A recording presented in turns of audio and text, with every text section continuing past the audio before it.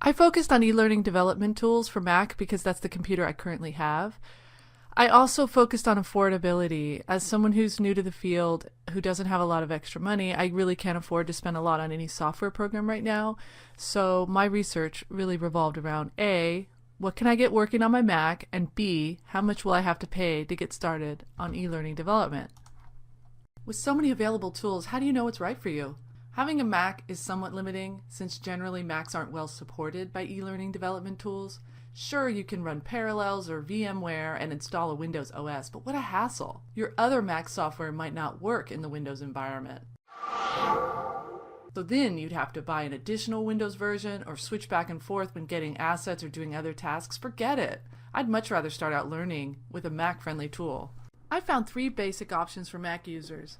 Working on the cloud, which is web-based, so your browser and internet connection matter more than your operating system, going to one of the free open source tools that work on all platforms, or buying a software program that was designed specifically for Macs. There are lots of cloud-based e-learning development tools available. I reviewed Claro by Domino. If you're interested in exploring other cloud-based tools, please click the More Cloud-Based Tools button for an intriguing list compiled by eLearningIndustry.com. For me, Claro is quite expensive. There's no student login available, and the least expensive entryway will cost you close to $100 a month, or $1,000 if you pay up front for an entire year. But most of the cool features are only available to workgroup or enterprise subscribers.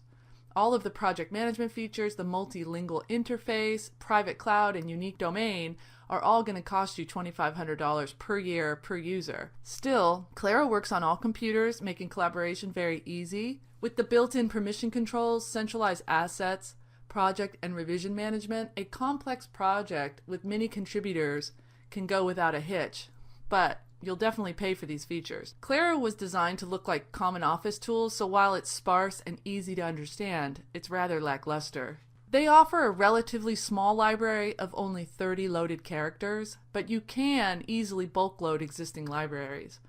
Claro integrates with YouTube and Vimeo, has screen capturing and screen video recording capabilities, but it seems to me that these features are not as robust as some of the other e-learning authoring tools available. The testing elements seem to be up to industry standards. Claro offers randomization, drag and drop interactivity, and feedback. You can also customize test questions and import existing test assessments. For me, Claro has little appeal. It is way out of my price range and did little to capture my interest.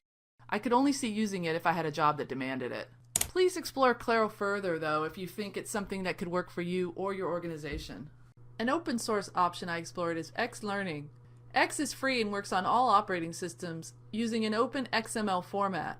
I really like the open source community. Open source developers can be passionate and innovative, and if it catches fire, there's unlimited potential for growth and support. X has good exporting options. Your work can be exported as a standalone website or integrated into an LMS or exported as an ebook. With X, it is easy to share and add content. X was made for academia. It's free, so many underfunded universities and schools can take advantage of this to bring more interactivity into their instruction. X was developed in New Zealand in 2007 and has since mainly been supported by the Spanish National Institute of Technology, Education, and Professional Development. Consequently, most of the forum posts and help videos are in Spanish. X targets the educational community, not corporate trainers. This can be good or bad depending on your objective. I'm not a teacher or a professor, so I would want something more advantageous to getting instructional design work. With X, you can do simple things fairly easily, but the output is less sophisticated than other development tools. You can import other components easily, but this means creating the assets elsewhere, like screencasts, which would necessitate other software or toolkits. Their choose-your-own-adventure scenarios were kind of neat. For more about X's features, please check out this video. Another option I explored, which is my preferred option, is having a software program that I can try out and later purchase for long-term use if I like it. As I mentioned, there really aren't too many software packages designed to work on Mac. TechSmith offers Camtasia Studio and Snagit. Both seem like great tools, but they're not a one-stop e-learning development tool. Camtasia specializes in screencasts and video e-learning, while Snagit focuses on screen capturing. If you want to be able to do everything in one place, video, lessons for all devices, screencasting, audio recording, quizzing, and interactivity, Captivate is the way to go. Captivate has a 30-day free trial and a student version at about a third of the price for full versions with all of the features, including an updated library of 25,000 assets. At $350, Captivate is very reasonable, especially when you compare it to other e-learning authoring tools like Storyline, which is currently on sale for $1,400. To run Captivate on Mac, you'll need to have at least the Yosemite operating system. For me, this meant upgrading everything, including many of my software programs, since I had been using Snow Leopard. I upgraded all the way to the latest OS, El Capitan, and created this lesson using Captivate 9.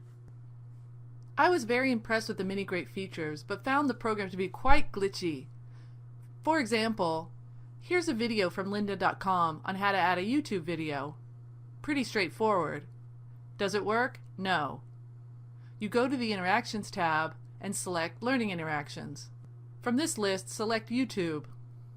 I did all of this. I tested the link to make sure it worked, which it did, but the video would never play. I tried everything, finally deciding that if I select autoplay, it would autoplay, but it didn't. I went online and found that many users had problems with this YouTube widget. I learned that you have to publish in HTML5 only for it to work. I tried that as well, but only to get a debugging error message and have my browser crash. Every single time. Similarly, I added several interactive buttons, hoping my learners could continue to the next slide when I wanted the slide to pause. This did not work either, even though I checked and triple-checked all the instructions and copied the tutorial exactly. Such a simple thing. I could never get that to work, so I ended up deleting all of those buttons. The links to the website buttons worked in the preview, but not in the published version. That brings me to publishing. Wow, what a hassle. If you do not have a web server, it seems your only option is to create a video, an MP4, basically, but then none of your interactions will work. This is my first time using Captivate. I was very hopeful and felt somewhat disappointed. For one, I couldn't screencast Captivate itself, only the other software programs I had open.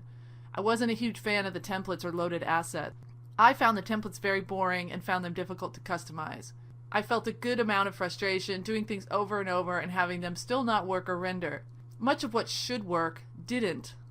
It will play perfectly in the tool, but won't publish or preview. I cleared the cache and got tips online, but also was disappointed that there really weren't very many tutorials for Captivate 9. Most of the Lynda videos are for version 8 and earlier. Overall, I learned a lot exploring all of these tools. I knew nothing before, so I now have a good start and better understanding. I'm just hoping as I go forward that it'll get easier and be less frustrating.